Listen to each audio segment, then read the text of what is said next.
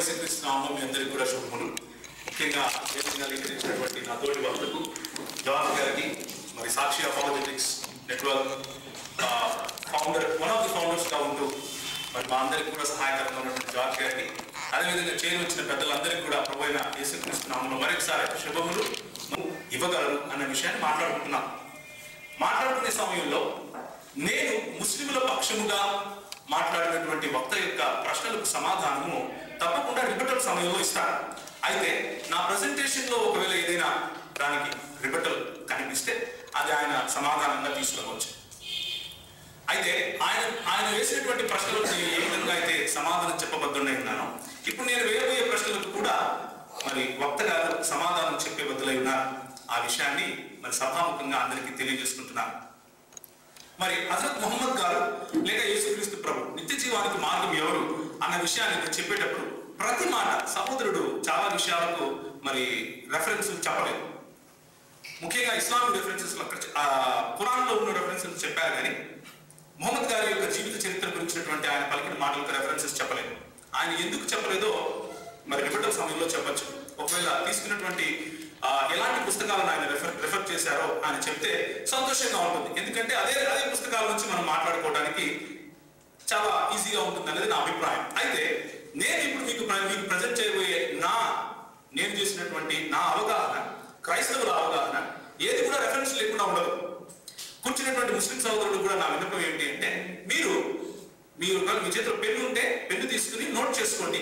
క్రైస్తవ సహోదరులకు కూడా బైబిల్ నుంచి కానీ మరి ముస్లిం సముదాయం నుంచి వచ్చినటువంటి పుస్తకాల గురించి కానీ మీకు అవగాహన ఉండొచ్చు, ఉండకపోవచ్చు. వాటిని నోట్ చేసుకోండి. మీకు ఏదైనా డౌట్ ఉంటే తప్పకుండా నన్ను సంప్రదించండి. ఈ డిబేట్ తర్వాత మనం చక్కగా మాట్లాడుకోవచ్చు. యేసుక్రీస్తు ప్రభు వారి గురించి మాట్లాడుతూ యోహాను సువార్త 10వ అధ్యాయం 27-28 వరకు యేసు ప్రభు తాను నిత్య జీవం ఇస్తానని వాగ్దానం చేశాడు. హజరత్ ముహమ్మద్ గారు తాను నిత్య జీవం ఇస్తానని వాగ్దానం ఎక్కడా చేయలేదు. సూరా 72:21 ప్రకారం మీరు సరైన మార్గం చూపించడం నా వశంలో లేదు అని ఆయన చెప్పారు. మీరు ఖురాన్ రెఫర్ చేసుకోవచ్చు. 14వ అధ్యాయం 14వ వచనం యోహాను సువార్త యేసు ప్రభు తన నామమున తనను ఏమడిగినా నిత్య జీవంతో సహా ఇస్తాను అని చెప్పారు. హజరత్ ముహమ్మద్ గారు తనకు నిత్య జీవానికి ఇచ్చే అధికారం లేదు అని చెప్పారు. సూరా 46:9 యేసు ప్రభు ప్రార్థనలు విని సమాధానం చెప్పే స్థాయిలో ఉన్నారు. ముహమ్మద్ గారు నిత్య జీవం కోసం ప్రార్థించే స్థాయిలో ఉన్నారు. సూరా 47:19 యేసు ప్రభు వారు లూకా 7:48 ప్రకారం పాపములను క్షమించే స్థాయిలో ఉన్నారు. ముహమ్మద్ గారు పాపాలకు రోజుకు 70 సార్లు క్షమాపణ అడిగే స్థాయిలో ఉన్నారు. యేసు ప్రభు ఇతరుల భారములను మోసే స్థాయిలో ఉన్నారు. మత్తయి సువార్త 11:28 హజరత్ ముహమ్మద్ గారు తన భారం తీసివేయమని ప్రార్థన చేసే స్థాయిలో ఉన్నారు. యేసు ప్రభు తానే నిత్య జీవానికి మార్గమును సత్యమును అని ఆయన చెప్తే యోహాను 14 మరి సహోదరుడు కూడా చెప్పారు ఈ విషయం. హజరత్ ముహమ్మద్ గారు నరకం నుండి తప్పించబడడానికి ఖురాన్ను అనుసరించమని ఆజ్ఞాపించారే కానీ నేను మోస్తానని చెప్పలేదు. సూరా 10:15 యేసు మానవుల రోగములను ఆయన స్వస్థపరిస్తే హజరత్ ముహమ్మద్ గారు రోగములను స్వస్థపరచమని ప్రార్థన చేశారు. యేసు నాలో పాపం ఉందా చూపించండి అని సవాల్ చేస్తే హజరత్ ముహమ్మద్ గారు నేను పాపిని అని పదే సూరా 48:2 ప్రకారం చెప్పారు. యేసు ప్రభు తానే ప్రజల పాపాలను ప్రాయశ్చిత్తంగా వచ్చాను అని చెప్తే హజరత్ ముహమ్మద్ గారు తన కొరకు, తన కుటుంబం కొరకు, తన పాపముల కొరకు పనులను అర్పించారు. యేసు ప్రభు తానే వాక్యాన్ని మరి ప్రకటిస్తే యోహాను 1:1 ప్రకారం హజరత్ ముహమ్మద్ గారు తనకు వచ్చిన వాక్యాన్ని మర్చిపోయాను అని చెప్పారు. సహీహ్ బుఖారీ 6వ వాల్యూమ్ హదీస్ నంబర్ 50:37 సహీహ్ బుఖారీ మీ ఎదురుగా ఉంది. 50:38, 50:39 యేసు ప్రభు నిత్య జీవానికి మార్గం తన మరణ పునరుత్థానాలు అని ప్రకటిస్తే హజరత్ ముహమ్మద్ గారు ఆత్మాహుతిగా లేక జిహాద్లో పాల్గొని చనిపోయిన వారికి మాత్రమే నిజమైన జన్నత్ దొక్కే అధికారం ఉంది అని చెప్పారు. ఇక బైబిల్ వెలుగులో నిత్య జీవం ఇచ్చేది ఎవరు అన్న విషయం మనం చూద్దాం. దేవుడే నిత్య జీవం ఇస్తాడు. యెషయా గ్రంథం 43వ అధ్యాయం 11వ వచనం నేనే యెహోవాను, నేను తప్ప వేరొక రక్షకుడు లేడు అని. అయితే ఆ రక్షకుడు ఎవరు అన్న విషయాన్ని కనుక చూస్తే బైబిల్ ప్రకారం యేసే రక్షకుడు. ఈ విషయాన్ని ఖురాన్ కూడా మరి మెస్సియాగా ఆయనను గుర్తిస్తా ఉంది. నేను ఖురాన్ని నమ్మి ఈ విషయం చెప్పట్లేదు, మరి నాతోటి వక్త ఖురాన్ నమ్ముతారు కాబట్టి ఖురాన్లో ఉన్నటువంటి విషయాలు ఆయనకు గుర్తు చేస్తున్నాను. హజరత్ ముహమ్మద్ గారు నమ్మే ఖురాన్ గ్రంథం కూడా యేసును మసీహ్ అంటే రక్షకునిగా అంగీకరిస్తా ఉంది. మసీహ్ అంటే కేవలం మసాహ్ చేయబడిన వాడు లేకపోతే అభిషిక్తుడు అని చెప్పొచ్చు. కానీ అభిషిక్తుడు దేనికి అంటే రక్షించడం కోసమే. అది బైబిల్ చదివిన మరి మిగులందరికీ తెలుసు అని నేను ఆశిస్తున్నాను. బైబిల్ ప్రకారము యేసే రక్షకుడు. గమనించాలి, హజరత్ ముహమ్మద్ గారికి ఇవ్వబడిన ఖురాన్ ఆయన నిత్య జీవానికి మార్గం కాలేడు అని సాక్ష్యం చెప్తా ఉంది. ఒకసారి గమనించండి, 5 లక్షణాలు ఖురాన్లో నుంచి మనం చూడొచ్చు. మొదటిది, ఆయన చదువురాని ప్రవక్త అయి ఉండాలి. ఈ విషయాన్ని నేను సూరా 7:157-158 నుంచి తీసుకుంటున్నాను. సూరా 7:157-158. మొదటిది, ఆయన చదువురాని ప్రవక్త అయి ఉండాలి. 2, ధర్మశాస్త్రంలోను సువార్తల గ్రంథాలలోను ఆయన ప్రస్తావన ఉండాలి. 3, ఆయన మంచి చెడులను గురించి ఉపదేశించాలి. 4, ఆయన భారములను తొలగించేవాడిగా ఉండాలి. 5, వెలుగుగా ఆయన ఉండి ఆయనను అనుసరిస్తే నిత్య జీవం వచ్చే అవకాశం ఉంటుంది. చదువురాని ప్రవక్త అనే విషయాన్ని ఒకసారి చూద్దాం. సూరా 7:157లో ఉన్న అల్ నబియా అల్ ఉమ్మియా అనే పదానికి అరబీ భాషలో ఉన్నటువంటి ఈ పదానికి మరి ఇప్పుడు తర్జుమా చేసేటటువంటి వాళ్ళు చదువురాని ప్రవక్త అని తర్జుమా చేస్తూ ఉంటారు. కానీ నిజానికి అది అలాగే ఉందా అని కనుక చూస్తే అల్ ఉమ్మియా అనే పదము చాలా చోట్ల వాడబడింది ఖురాన్లో. అన్ని చోట్ల చదువురాని అని తర్జుమా చేయలేదు. ఎలా చేశారు అంటే పుస్తకము లేని ప్రజలు, గ్రంథము లేని ప్రజలు అని చేశారు. కాబట్టి అల్ ఉమ్మియా నబియా అన్న మాటకు అర్థం ఏమిటి అంటే గ్రంథము ఇవ్వబడనటువంటి ఎవరు? నేను అడిగిన దానికి మీరు సమాధానం చెప్పాల్సిన అవసరం లేదు. ఇదే సత్యమైతే ముహమ్మద్ గారికి ఒకవేళ రాయడం రాదు, చదవడం రాదు అని అంటే ఆయిషా గారితో ఆయన పెళ్లి చేసుకున్న సమయంలో స్వయంగా ఆయనే కాంట్రాక్ట్ రాశారు. సహీహ్ బుఖారీ చాప్టర్ నెంబర్ 17 హదీస్ నెంబర్ 56-69. మరి ఆయన రాస్తే, ఆయన సంతకం పెడితే ఆయనకు చదువు రాదు అని ఎలా చెప్తారో మిత్రులు చెప్పాలి. ఇది సత్యమైతే ముహమ్మద్ గారికి ఎలా రాయడం రాదో సహీహ్ బుఖారీ చాప్టర్ నెంబర్ 39 హదీస్ నెంబర్ 51-33 ప్రకారం ఆయన ఏమంటున్నాడు అంటే స్వయంగా తానే మ్యారేజ్ కాంట్రాక్ట్ రాశాడు. దానికి ముందు నేను చెప్పింది ఏంటంటే ఉమర్ గారితో ఆయన చనిపోయే సమయంలో ఆయన ఏమన్నారు అంటే, అయ్యా నేను మీకు ఒక చక్కని మాట చెప్పి రాసిస్తాను, ఒక పెన్ను పేపర్ తీసుకుని వస్తారా అంటే మా దగ్గర ఖురాన్ ఉంది, మాకు అవసరం లేదు అన్నారు. ఆయన చనిపోయారు. ఆయన చనిపోయిన తర్వాత ఆయన రాయాల్సినటువంటి వహీ అయి ఉండొచ్చు, ఖురాన్ లో ఆఖరి భాగం అయి ఉండొచ్చు, యేసే దేవుడు అన్నమాట కూడా అయి ఉండొచ్చు, రాయలేకపోయారు. ధర్మశాస్త్రంలోను సువార్తలలోనూ అతని ప్రస్తావన ఉండాలి. రెండో మాట, ధర్మశాస్త్రం మరియు సువార్తలలో ముహమ్మద్ గారు ఉన్నారా అని అంటే మన నా తోటి వక్త గారు ఏమన్నారు అంటే ఈ ముహమ్మద్ గారు ద్వితీయోపదేశకాండం 18వ అధ్యాయం తీసుకున్నారు, ద్వితీయోపదేశకాండం 15వ అధ్యాయం తీసుకున్నారు, ఆ తర్వాత యోహాను సువార్త 14-16వ అధ్యాయం కూడా తీసుకున్నారు. నేను ఒకవేళ విన్నది కరెక్ట్ అయితే ద్వితీయోపదేశకాండం 18, యోహాను 14, ఈ 2 విషయాలు చూద్దాం. ఇంతకు సువార్త గ్రంథాల్లోనూ మరియు ధర్మశాస్త్రంలోనూ ముహమ్మద్ గారు ఉన్నారా? మోషే వంటి ప్రవక్త అంటే ఆయన పెళ్లి చేసుకున్నాడు, ఈయన పెళ్లి చేసుకున్నాడు, ఆయన పిల్లలు ఉన్నారు, ఈయన పిల్లలు ఉన్నారు, ఆయన చచ్చిపోయాడు, అది కాదు. మోషే వంటి ప్రవక్త అంటే ఏంటో బైబిల్ చెప్తుంది. బైబిల్ ఏం చెప్తుంది అంటే ప్రాముఖ్యంగా 2 లక్షణాలు చెప్తా ఉంది. ద్వితీయోపదేశకాండం 34వ అధ్యాయం 10-12 వరకు. అసలు ఆయన సహోదరులలో నుంచి నీ వంటి వారిని లేపుతాను అంటే ఇస్మాయిలు పుత్రుడు ముహమ్మద్ గారు కనుక హజరత్ ముహమ్మద్ గారు ఆయన తన సహోదరుల నుంచి వచ్చిన వారు అన్నది మన ముస్లిం సముదాయం మనకు చెప్పే ఒక కథ. నేను ఎందుకు కథ అంటున్నాను అంటే ఇస్మాయిలు సంతతికి చెందిన వారు ముహమ్మద్ గారు, హజరత్ ముహమ్మద్ గారు అన్న ఆధారం హదీస్ గ్రంథాల్లో నాకు కనపడలేదు. ఉంటే అయ్యగారు చెప్తారు. సందర్భం ఏం చెప్తోంది అంటే ద్వితీయోపదేశకాండం 18:7లో బైబిల్లో ఎక్కడైనా సరే ఇస్రాయేలీయులను సహోదరులుగా పిలిచి ఉంటే అయ్యగారు చూపిస్తారు. సహోదరుల్లో నుండి రాజును ఎన్నుకోమన్నాడు, ఇస్మాయిల్ దగ్గరికి వెళ్ళారా? వెళ్ళలేదు. సహోదరుల్లో నుండి ప్రవక్తలు వస్తారన్నారు, ఇస్మాయిల్ దగ్గరికి వెళ్తారా? వెళ్ళరు. సహోదరుల్లో నుండి జడ్జెస్ వస్తారు అన్నారు, ఇస్మాయిల్ దగ్గరికి వెళ్ళారా? వెళ్ళలేదు. మోషే దేవుని ముఖాముఖిగా చూశాడు, ముహమ్మద్ గారు ముఖాముఖిగా చూశారా? సమాధానం చెప్పాలి. ఐగుప్తు దేశంలో ఫరోకును అతని సేవకులందరికీ, అతని దేశం అంతటికి ఏ సూచక క్రియలను మహత్కార్యములను చేయుటకు యెహోవా అతనిని పంపెనో వాటి విషయంలోనూ ఆ బాహుబలం అంతటి విషయంలోనూ మోషే ఇశ్రాయేలు జనులందరి కన్నుల ఎదుట అంటే వాళ్ళు చూస్తూ ఉండగా కలుగజేసిన ఆ భయంకర కార్యము విషయంలో యెహోవాను ముఖాముఖిగా ఎరిగిన మోషే వంటి ఇంకొక ప్రవక్త ఇశ్రాయేలులో ఒకవేళ చూశారు అని అంటే ఆయిషా గారు ఏం చెప్తున్నారు అంటే సహీహ్ బుఖారీ 9-7 వాల్యూమ్ నెంబర్ 9-7-3-8 సహీ ముస్లిం వాల్యూమ్ 1 చాప్టర్ 28-78 వర్స్ 178 ఏమంటున్నారు అంటే ఆయిషా గారు, ఒకవేళ ముహమ్మద్ ప్రవక్త గారు అల్లాహ్ను చూశాడు అని ఎవరైనా చెప్తే వాడు అబద్ధికుడు అంటున్నారు. మరి ఏ విధంగా ఈ వచనంలో ముహమ్మద్ గారే ఆ ప్రవక్త అని చెప్తారో నా తోటి వక్త మనకు సమాధానం చెప్తారు. సూచక క్రియలు, అద్భుతాలు ఎక్కడైనా ముహమ్మద్ ప్రవక్త గారు సూచక క్రియలు అద్భుత కార్యాలు చేశారా అని ప్రశ్నిస్తే ఖురాన్ అయితే చేయలేదు అని చెప్తుంది. హదీసు గ్రంథాల్లో మొదటి ప్రాంతంలో కొన్ని రాసుకున్నారు. కానీ ఖురాన్ ఏం చెప్తుంది అంటే ఆయన మొహమ్మద్ గారు ఎన్నడూ మోషే చేసిన అద్భుతాలు చేయలేదు, ఆయనకు ఏ అద్భుతాలను మేము ఇవ్వలేదు అంటూ సూరా 2:18, 2:45, 6వ సూరా 37, 28వ సూరా 48 ఉంది. ఇప్పుడు ఖురాన్ పెట్టుకుని హదీసును వదిలేయాలో, హదీసును పెట్టుకుని ఖురాన్ వదిలేయాలో మన వక్త గారు చెప్తారు.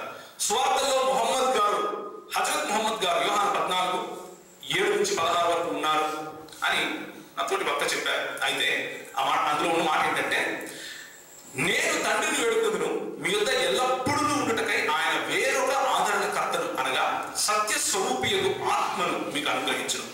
లోకము ఆయనను చూడదు, ఆయనను ఎరుగదు, కనుక ఆయనను పొందనేరదు. మీరు ఆయనను ఎరుగుదురు, ఆయన మీతో కూడా నివసించును, మీలో ఉండును. నేను ఏవైతే రెడ్ లెటర్స్ గా అక్కడ హైలైట్ చేశానో ఏ ఒక్క దాంట్లో అయినా మొహమ్మద్ గారు ఫిట్ అవుతారా? మీరు ఆలోచించాలి. ఆయన ఎల్లప్పుడూ ఉంటారా మీతో? వేరొక ఆదరణకర్త ఆయన, సత్యస్వరూపి ఆత్మన ఆయన. నాకు తెలిసినంత వరకు మొహమ్మద్ గారు మీలాగా నాలాగా మనిషి. ఖురాన్ కూడా చెప్పేది అదే. ఇంతవరకు ఆయన చదివినటువంటి సురాలలో ఉన్నటువంటి సమాధానం కూడా అదే.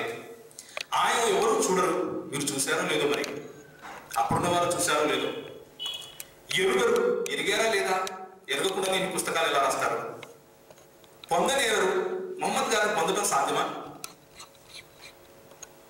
మీతో కూడా నివసించును, అది కూడా ఎప్పుడు? ఎల్లప్పుడు మీలో ఉండును. ఈ మొహమ్మద్ గారు ఆ మొహమ్మద్ గారు ఉన్నారేమో చెప్పాలి. ఇది పరిశుద్ధాత్మను గురించినటువంటి మాట.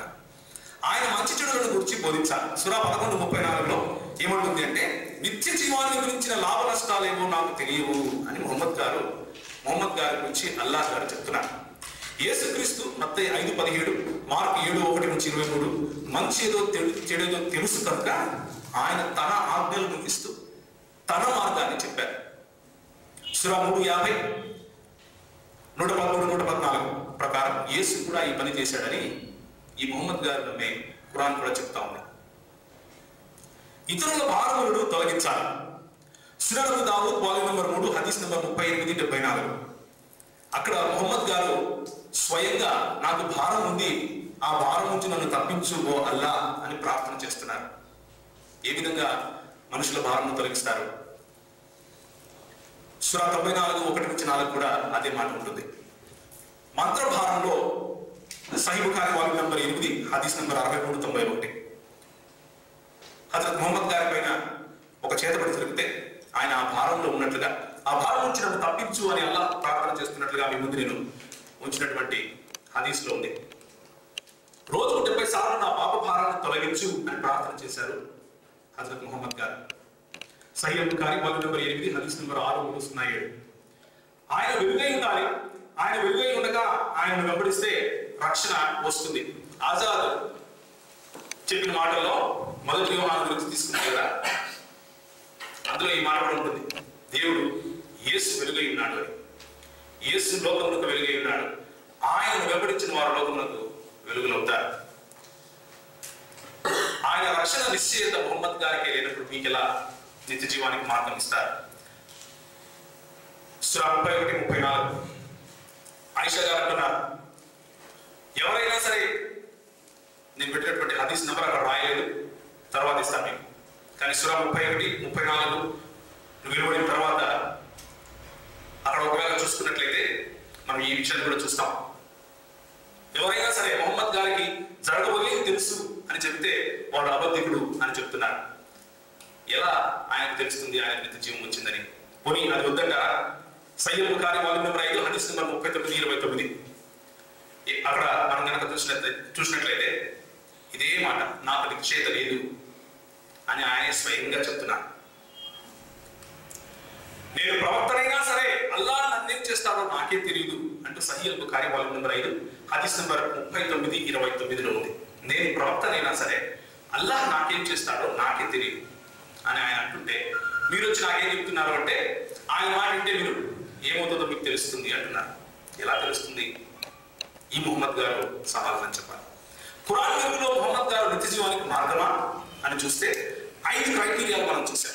ఈ 5 క్రైటీరియాలలో ఏ ఒక్క క్రైటీరియాలను మొహమ్మద్ గారు మరి హరే ఉద్రేహికిని ఆపదానికి. మొహమ్మద్ గారి జీవనశైలి ఆయన ప్రవక్తగా నిత్య జీవానికి మార్గంగా అనుమతిస్తుందో అనుమతించదో అన్న అనుమానం ఉంది. అయితే ఈ విషయం చెప్పడానికి ముందు నేను ఒక మాట చెప్తాను. కొన్ని విషయాలు మాట్లాడుకునేటప్పుడు మన ముస్లిం సహోదరులకు ప్రాముఖ్యంగా నేనేదో మొహమ్మద్ గారిని కించపరుస్తున్నాను అని అనిపించవచ్చు. కానీ నా అభిప్రాయం చెప్తాను మొహమ్మద్ గారి గురించి ముఖ్యంగా. ముస్లిం సహోదరులు ప్రాముఖ్యంగా నేను ప్రతి ఒక్క మనిషిని ప్రేమిస్తాను. అది నా ప్రభువు నాకు ఇచ్చినటువంటి ఆజ్ఞ, మొహమ్మద్ గారితో సహా. ప్రవక్తలను కాదు, ప్రతి ఒక్క వ్యక్తిని గౌరవిస్తాను. అది నా ప్రభువు నాకు ఇచ్చినటువంటి ఆజ్ఞ, మొహమ్మద్ గారితో సహా. కానీ ఏ విధంగా అయితే మా సహోదరులు క్రైస్తవ బోధకులను, క్రైస్తవ పండితులను ప్రశ్నించారు, అదేవిధంగా నేను క్రైస్తవ ముస్లిం బోధకులను, పండితులను ప్రశ్నిస్తున్నాను. ఏమనంటే, ఈ పుస్తకాలు ఏవైతే రాసుకున్నారో దీన్నైతే సహిసిద్ద అని మన వక్త అంటున్నారో, ముస్లిం సముదాయం అంటా ఉందో, ఖురాన్ చెప్తాం, ఖురాన్ నమ్ముతున్నారు. ఆ ఖురాన్లో రాసుకున్నటువంటి మాటలు నేను మీకు చూపిస్తే, నా ఉద్దేశంలో మంచి వ్యక్తి అయినటువంటి వ్యక్తిని తప్పుగా ఇందులో రాసి చూపిస్తున్నారు అన్నది నా అభిప్రాయం. నా స్పష్టమైన అభిప్రాయం చెప్తున్నాను. మంచి వ్యక్తిని ఒక దూషకుడిగా, ఒక వైలెన్స్ చేసే వ్యక్తిగా, నేను ఇప్పుడు చూపించబోయే క్వాలిటీస్ అన్ని ఉన్న వ్యక్తిగా ముస్లిం సముదాయంలో ఉన్నటువంటి పండితులు రాశారు అన్నది నా అభిప్రాయం.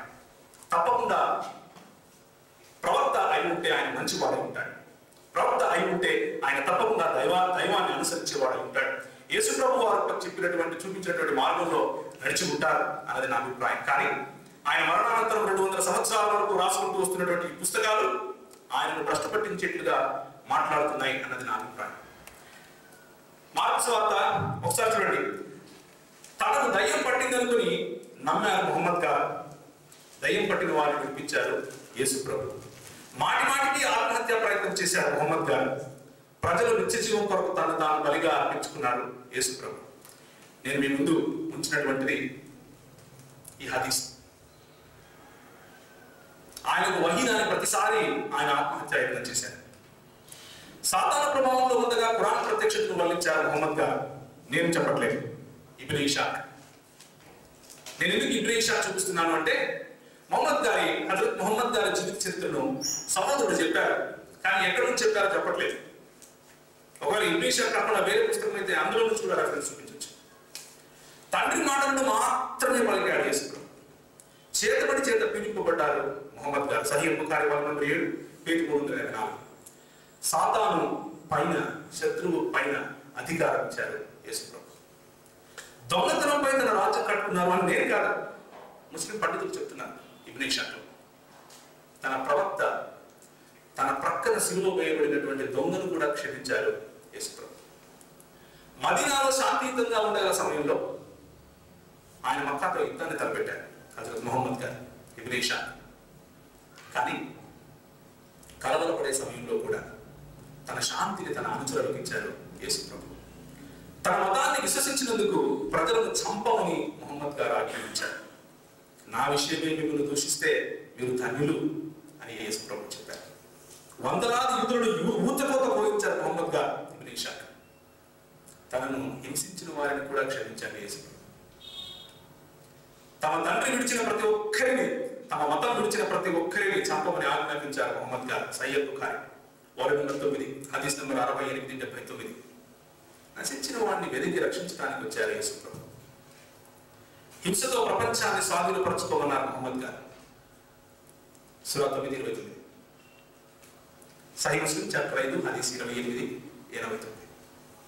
హింసించే శత్రువులను సైతం ప్రేమించమన్నారు యేసు ప్రభు. ధనం కోసం ప్రజలను చిత్రవద చేశారు మొహమ్మద్ గారు. ఇబ్న్ ఇషాక్ 515. ధనాపేక్ష గల వారు దేవుని రాజ్యంలో ప్రవేశించారని చెప్పారు యేసు ప్రభు వారు. ఒకవేళ ఇబ్న్ ఇషాక్ మేము నమ్మము అని అంటే సహీహ్ హదీసులో నుంచి కూడా నేను రెఫరెన్స్ ఇస్తాను. నవజాతి వారికి బానిసలుగా అమ్మి కొని వ్యాపారం చేశారు మొహమ్మద్ గారు. ఏ మొహమ్మద్ గారు? నా ఉద్దేశంలో ఒరిజినల్ మొహమ్మద్ గారు కాదు, పండితులు రాసుకున్నటువంటి మొహమ్మద్ గారు. ఒరిజినల్ మొహమ్మద్ గారు నా ఉద్దేశంలో ప్రవక్త ఉంటే తప్పకుండా మంచివారై ఉంటారు. ఇలా వివక్ష చూపించేవారు కాదు. పాప దాసత్వం నుండి తన రక్తాన్ని పణంగా పెట్టి ప్రజలను కొన్నారు యేసు ప్రభు వారు. సాతాను నల్లజాతి మనిషిలా కనిపిస్తాడు అంటూ మనుషుల్లో వివక్ష చూపించారు ముస్లిం పండితులు రాసుకున్నటువంటి ముహమ్మద్ గారు అన్ని జాతులను సమానంగా ప్రేమించారు యేసు ప్రభు వారు, విమోచించారు కూడా. 9 ఏళ్ల పసిపాపతో రతి జరిపారు అని మన పండితులు రాస్తున్నారు. Sahih Sunan Abu Dawood volume number 2 page number 569 హదీస్ సంఖ్య 2116. సహీ బుఖారీ వాల్యూమ్ నెంబర్ 7 హదీస్ సంఖ్య 51-58. నా ఉద్దేశంలో మొహమ్మద్ గారు ఇలా చేసి ఉండకపోవచ్చు, కానీ ఇలా రాసుకుని ఆయన ప్రశ్న పట్టిస్తున్నారు. చిన్నపిల్లలు నా ఎద్దుకు రానియండి, ఇలాంటి వారిదే దేవుని రాజ్యం అని మన ప్రభు అయిన యేసు చెప్పారు. తనకు లభించిన వహీ 4 భార్యలతో సరిపెట్టుకోమంటే 9 భార్యలను పెళ్లి చేసుకున్నారు వీరు రాసుకున్నటువంటి మొహమ్మద్ గారు. దేవుడు ఒక పురుషునికి ఒక భార్యనే చేశాడు అని బోధించారు మన ప్రభు అయిన యేసు గారు. తర్వాత సూరా 33 అవతరించింది. ఆయనకు ఏ షరతులు లేకుండా ఆయన తొందరగా చేసుకోవచ్చు అన్నట్లు కూడా వీళ్ళు ఖురాన్ తిరగ రాశారు అన్నది నా అభిప్రాయం. తన సొంత దత్తపుత్రుడు భార్యను పెళ్లి చేసుకున్నారు మొహమ్మద్ గారు. సూరా 33-37 ఆ వచనం వచ్చింది. అది Sahih Bukhari volume number 9 book number 97 హదీస్ నెంబర్ 74-20. ఇదే మాట తబరీలో కూడా ఉంటుంది. వ్యభిచార కారణం చేత తప్ప ఇంకే కారణం చేత కూడా ఎవరిని విడాకులు ఇవ్వద్దు అని ప్రభు చెప్పారు. విడాకులు ఇప్పించి మరి పెళ్లి చేసుకునేవారా? విడాకులు ఇవ్వద్దు అని చెప్పేవారు. ఎవరు నిత్య జీవానికి మార్గం అవుతారు? తన సొంత దత్తపుత్రుడిని భార్యను పెళ్లి చేసుకున్నవారా విడాకులు ఇప్పించి, లేక విడాకులు తీసుకోవడం తప్పు, దేవునికి హేయమైనది అని బోధించేవారా? బానిసలతో రతి జరపను అని చెప్పి తన భార్యలకు మాటించి ఆ తర్వాత దాన్ని మీరి దానికోసం ఒక వహీని కూడా తెప్పించుకున్నారు వీళ్ళు రాసుకున్నటువంటి మొహమ్మద్ గారు. నా ఉద్దేశంలో అలా చేసి ఉండకపోవచ్చు. సూరా 66-1-2 మీ మాట అవునంటే అవును, కాదంటే కాదు చెప్పారు యేసు ప్రభు.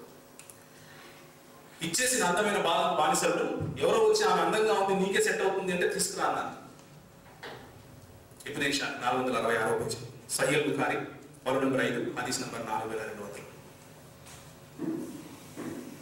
అన్ని బలహీనతలను జయించి పాపులలో చేరక పరిశుద్ధుడిగా ఉన్నాడు యేసు ప్రభు. ఎవరు ముక్తి జీవిస్తారు? భార్యలను కొట్టమని ఆజ్ఞాపించారు. సూరా 4:34. సంఘం కోసం ప్రభు ప్రాణం పెట్టాడు. కొట్టమని చెప్పేవాడా? ప్రాణం పెట్టేవాడా? ఎవరు ముక్తి జీవిస్తారు?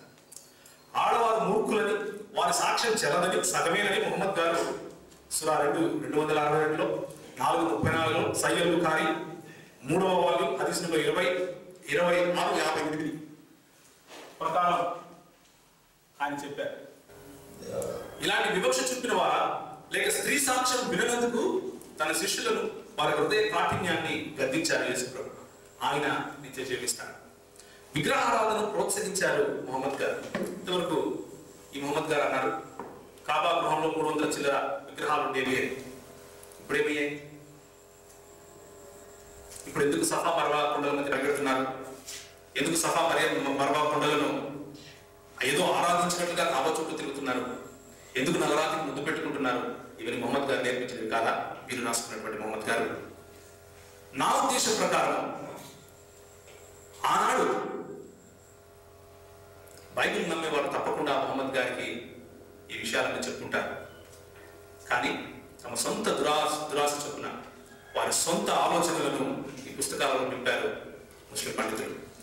ఈ దేవుడైన ప్రభువును మాత్రమే ప్రేమించాలని ఆజ్ఞాపించాడు యేసు ప్రభు. అప్పటికే ప్రచురితమైన కథలను తీసుకుని వచ్చి దేవుని వాక్యంగా చెప్పారు మొహమ్మద్ గారు. వాక్యానికి ఏది కలపద్దు, దాని సారాంశాన్ని మార్చొద్దు అని చెప్పారు యేసు ప్రభు. మొహమ్మద్ గారు దేవుడిని మోసగానిగా చిత్రీకరిస్తే వీరు రాసుకున్నటువంటి మొహమ్మద్ గారు ఎందుకు అంటే ఆయన మోసగాళ్ళకు మోసగాడు అన్నట్లుగా కూడా రాసుకున్నారు. దేవుడు నమ్మదగిన వాడిని బోధించారు యేసు ప్రభు. మనుషుల్లో వివక్షను గురించినటువంటి బోధ. స్త్రీలు బానిసలు వీరిని కనుక ఒకసారి గమనిస్తే నరకంలో ఎక్కువ మంది ఎవరు ఉంటారు అని అంటే స్త్రీలు ఉంటారు అని చెప్పారు మొహమ్మద్ గారు. నాకు నరకం చూపించబడింది, అందులో ఎక్కువ శాతం స్త్రీలే ఉంటారు అని Sahih Bukhari volume number 1 book number 2 number 29లో ఉంది. ఎందుకు ఈ వివక్ష? రతి జరపకపోతే శపిస్తారు ఎవరు? ఏంజల్స్. కేవలం రతి జరపడానికే నీ భార్యలు ఉన్నారు అన్నట్లుగా చెప్పినటువంటి ఈ మాట నా ఉద్దేశంలో మహమ్మద్ గారు చెప్పుండకపోయిండొచ్చు. ఈ ముస్లిం పండితులు రాసుకున్నారు. భార్యలు పొలములంట ఎట్లా పడితే అట్లా దున్నుకోవచ్చంట. Sahih Bukhari volume number 6 chapter 39 page 52 హదీస్ సంఖ్య 45-28. రక్తస్రావం కలిగి ఉంటే ప్రార్థన చేస్తే దేవుడు వినడా? నేను ఉదయం ఈరోజు 4 గంటలకు లేసి ఎక్సర్సైజ్ చేసుకునేటప్పుడు 5 అవ్వగానే అజాన్ ఇచ్చారు. అజాన్లో పిలిచారు, ప్రార్థనకు రండి, రక్షణకు రండి, లేకపోతే నిత్య జీవానికి రండి. అరబీ భాష పిలిచినప్పుడు అంటే ప్రార్థిస్తే నిత్య జీవం వస్తుంది అని అయ్యగారు కూడా చెప్పారు. ఇంతవరకు రక్తస్రావం వస్తే నిత్య జీవం ఇవ్వరా? ఇలాంటి మాట మొహమ్మద్ గారు చెప్పి ఉండరు అన్నది నా ఉద్దేశం. కానీ పుస్తకాలు అయితే అవే రాస్తున్నారు. పురుషులు అత్తరు పూసుకుని మసీదుకి వెళ్ళొచ్చు, వెళ్ళకపోతే ఇబ్బంది.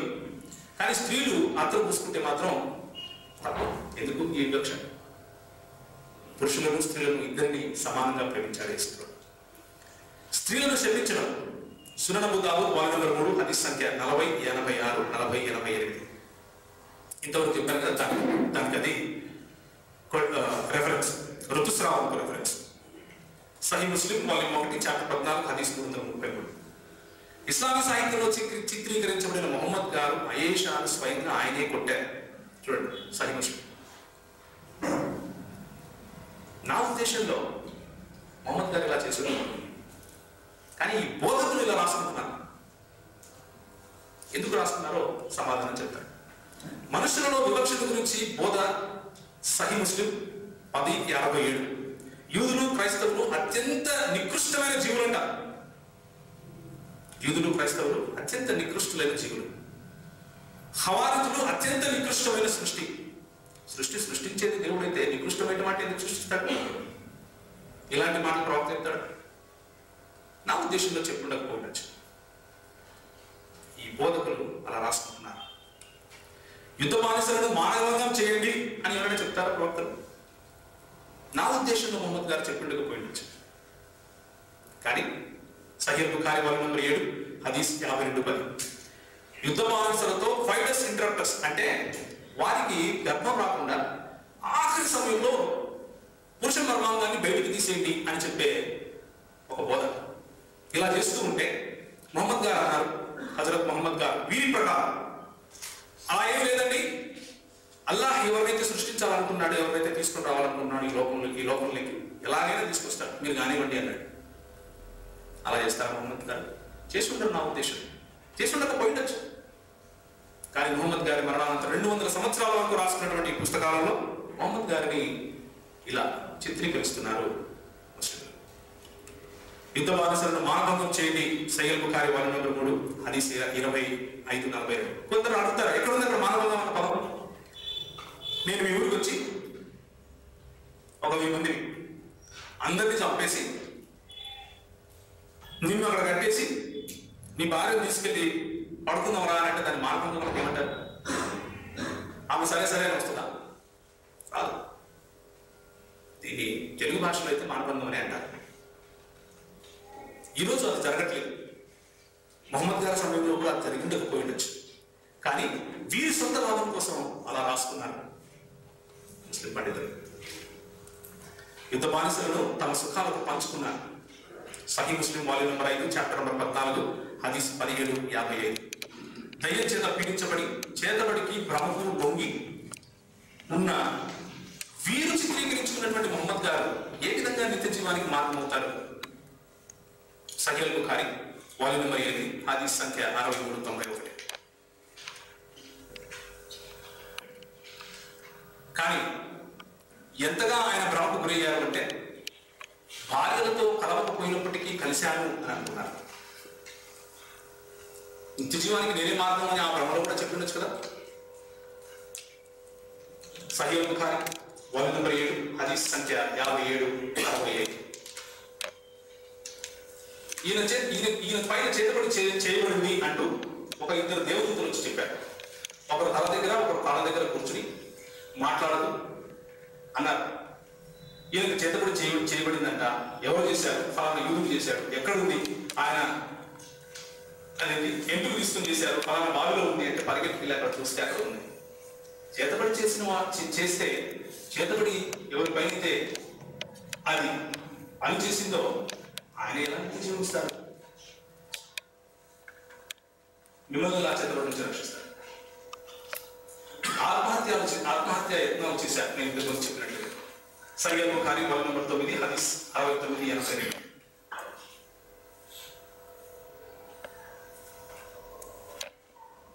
ఇన్ని హదీసులు చూపిస్తున్నాను మీకు.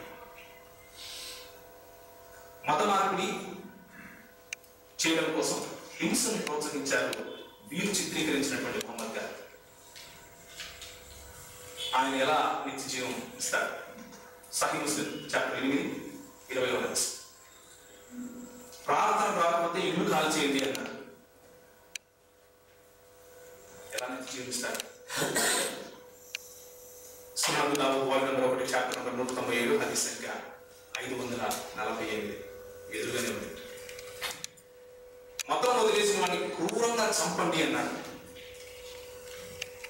సహీహ్ ముస్లిం వాల్యూమ్ 5 చాప్టర్ 2 హదీస్ 16-71. చావును ఒక సొల్యూషన్ గా ఇచ్చే వ్యక్తి ఏ విధంగా వీటిని జీవిస్తారు? మతం వదిలేసిన వారిని క్రూరంగా చంపండి అన్నారు. సహీహ్ ముస్లిం వాల్యూమ్ 1 చాప్టర్ 8 హదీస్ 20. ఇంకా వాల్యూమ్ 5 చాప్టర్ 2 హదీస్ 16-71. ముస్లిం 16-71. Sunan Abu Dawood volume number 2 chapter 19-54 హదీస్ 26-34. నమ్ముతావా చస్తావా? అబూబకర్ ఇదే నేర్చుకున్నారట. ఈయనకు మొహమ్మద్ గారు నేర్పించారు. నా ఉద్దేశంలో మొహమ్మద్ గారు ఇలా నేర్పించి ఉండకపోయినచ్చు.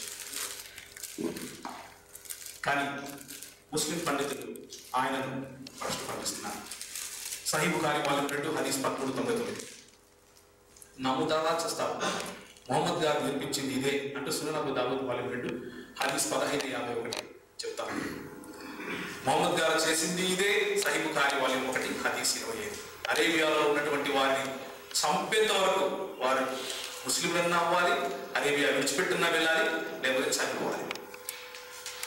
ఏది కాకపోతే దిమ్ములుగా బతకాలి. నమ్ముతావా చస్తావా?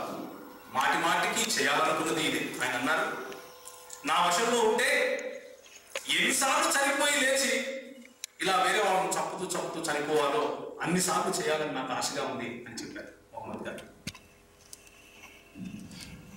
ఇస్లామిక్ సాహిత్యంలో చిత్రీకరించబడిన మొహమ్మద్ గారి మరణం ఆయనను నిత్య జీవం ఇచ్చేవాడిగా చెబుతుందా మనం గమనించాలి. సూరా 69-44-46 ప్రకారం ఒకవేళ ఇతరు అంటే ఈ ప్రవక్త మా అల్లాహ్ను గురించిన ఏదైనా అబద్ధపు మాట కల్పించి ఉంటే మేము అతని కుడి చేతిని పట్టుకునేవారము, తరువాత అతని మెడ నరాన్ని కోసేసేవారము. దీన్ని ఏవట అంటారు ఇంగ్లీష్, మెడ నరాన్ని. అంటే ఒకవేళ ఈయన ఏదైనా తప్పు చేస్తే ఈయన మెడ నరం కోసి చంపేస్తాం అంటూ దేవుడు ఖురాన్లో ఒక వహీని ఇచ్చారు. ఇస్లామిక్ సాహిత్యంలో సునన్ అబూ దావూద్ వాల్యూమ్ నంబర్ 3 హదీస్ సంఖ్య 44-99 అదే మెడనరం తెగి చనిపోయినట్లుగా చెప్తాం. And I do not think about my illness except that this is the time when it cut my aorta. Khyber యుద్ధం జరిగిన తర్వాత ఆయనకి ఇవ్వబడినటువంటి విషపూరితమైనటువంటి భోజనం తిన్న తర్వాత ఆయనకు వచ్చినటువంటి సిక్నెస్ లేకపోతే జ్వరం లేకపోతే జబ్బు, అంతిమ సమయంలో ఆయన ఏ మెడనరం అయితే తెగి నేను చంపేస్తాను అని అల్లాహ్ చెప్పారో అదే మెడనరం తెగి చనిపోవటం ఏంటి? ఏ విధంగా ఆయన మీకు నిత్య జీవం ఇస్తారో ప్రేక్షకులు గమనించాలి. ఇస్లామిక్ సాహిత్యంలో చిత్రీకరించబడిన మొహమ్మద్ గారి విషయం తినడం కారణంగానే మరణం వచ్చింది అని సహీహ్ బుఖారీ వాల్యూమ్ 6 హదీస్ 49-96 ఉంది. ఇవన్నీ విడిచిపెట్టండి. నా ఉద్దేశంలో ఆనాడు మొహమ్మద్ గారు చనిపోతూ ఒక పెన్ను పేపర్ తీసుకుని రండి అయ్యా, నేను ఒక మాట రాస్తాను, మీరు ఇంకెప్పుడు విశ్వాసగ్రస్తులు కారు అని చెప్పారు. తెచ్చి ఉంటే ఎంత బాగుండేది. నా ఉద్దేశంలో అందులో ఆయన యేసు ప్రభు వారి గురించి రాసి ఉండొచ్చు. ఏమని రాసి ఉండొచ్చు అంటే, దేవుడు లోకమును ఎంతో ప్రేమించాడు, చేరువచ్చిన ప్రతి ఒక్కరిని కూడా ప్రేమించాడు. ప్రేమించుకుంటూ మాటలు చెప్పలేదు, తన అద్వితీయ కుమారుడైనటువంటి యేసు ప్రభువును పంపించాడు. ఎందుకు? మీరు చేసిన పాపము, నేను చేసిన పాపం భరించడానికి. ఆయన చనిపోయి తిరిగి లేచి మరణాన్ని జయించి మనకు నిత్య జీవాన్ని ఇస్తాను అని ఆయన చెప్పారు. నిత్య జీవాన్ని ఇస్తారు.